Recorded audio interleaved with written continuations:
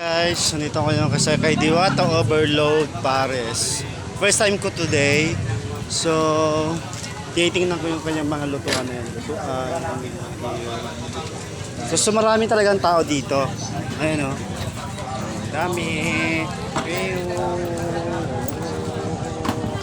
Pakaraming tao.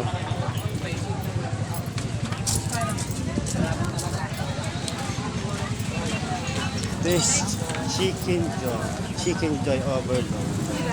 Here. Pares.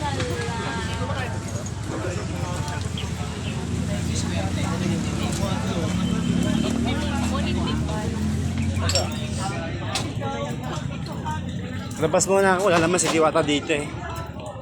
Nandiyan oh. Nandiyan siya sa ano na yan. Warm. 800